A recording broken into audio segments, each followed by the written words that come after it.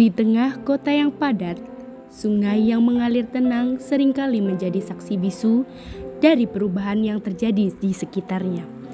Namun, di balik keindahan alamnya, sungai tersebut kini menghadapi ancaman yang serius, yaitu sampah yang menumpuk.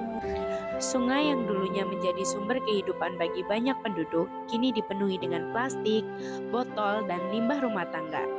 Menurut pengamatan, tumpukan sampah tersebut tidak hanya mencemari air, tetapi juga mengganggu pemandangan dan aktivitas sehari-hari warga yang tinggal di sekitarnya. Warga sekitar telah mencoba melakukan pembersihan secara sukarela, namun usaha tersebut tidak cukup untuk mengatasi masalah yang lebih besar.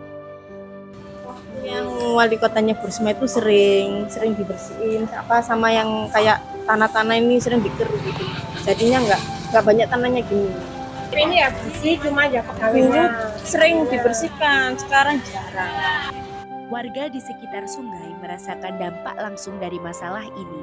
Aroma tidak sedap menyebar dan kesehatan anak masyarakat terancam. Anak-anak yang biasa bermain di tepi sungai kini enggan mendekat, takut terinfeksi penyakit. Dengan adanya pencemaran, maka lingkungan yang ada di sekitarnya baik lingkungan abiotik, lingkungan biotik, dan lingkungan sosial akan terganggu peruntukan fungsinya. Hal ini sangat berpengaruh terhadap kesehatan lingkungan di sekitarnya. Banyak organisme, biota hewan, dan tumbuhan yang menjadi rusak atau malah mati karena pencemaran tersebut. Hal ini merupakan kutipan dari Puspitasari tahun 2012. Sungai yang dipenuhi sampah ini bukan hanya masalah lokal, tetapi mencerminkan tantangan yang dihadapi banyak kota di Indonesia. Jika tidak ditangani dengan segera, potensi sungai sebagai sumber daya alam yang berharga akan hilang dan dampaknya akan dirasakan oleh generasi mendatang. Seiring bertambahnya aktivitas manusia, permasalahan sampah menjadi salah satu tantangan besar, terutama di ruang publik. Salah satu masalah utama yang kami temui di Taman Flora adalah penggunaan sampah plastik yang masih tinggi. Banyak penjual makanan di sini yang menggunakan plastik sebagai kemasan, yang pada akhirnya sering menjadi sampah di sekitar taman. Sampah plastik ini sulit terurai dan dapat mencemari lingkungan dalam jangka panjang. Namun, Taman Flora juga memberikan contoh solusi sederhana namun efektif untuk mencegah terjadinya pencemaran lingkungan akibat sampah plastik. Taman ini menyediakan tempat sampah yang jumlahnya sangat memadai bagi pengunjung. Tempat sampah ini juga dipisah sesuai dengan jenis-jenisnya seperti sampah organik, anorganik, dan bahan yang dapat didaur ulang. Langkah ini tidak hanya menjaga kebersihan taman, tetapi juga memberikan edukasi kepada masyarakat tentang pentingnya memilah sampah. Dengan adanya sistem pengelolaan sampah yang baik, menjadikan lingkungan Taman Flora tetap bersih dan nyaman untuk pengunjung. Dalam upaya mengatasi permasalahan pencemaran di sungai dan memperbaiki kondisi Taman Flora Surabaya, terdapat beberapa langkah untuk yang bisa diterapkan. Yang pertama, penggunaan ekoenzim.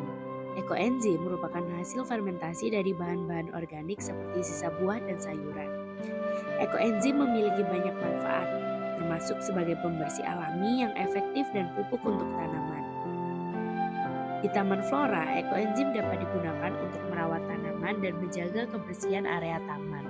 Selain itu, ekoenzim juga dapat digunakan untuk mengurangi bau dan pencemaran di sungai, sehingga dapat meningkatkan kualitas air. Yang kedua, pengurangan limbah plastik.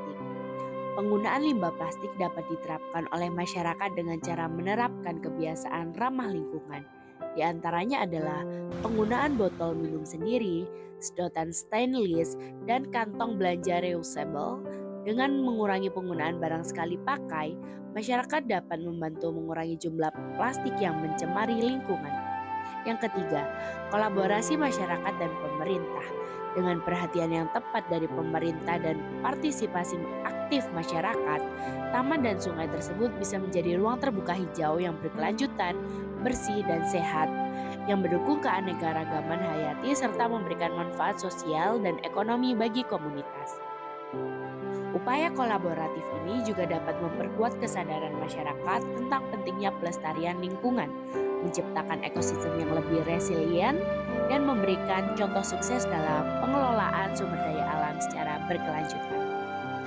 Kalau bukan kita, siapa lagi?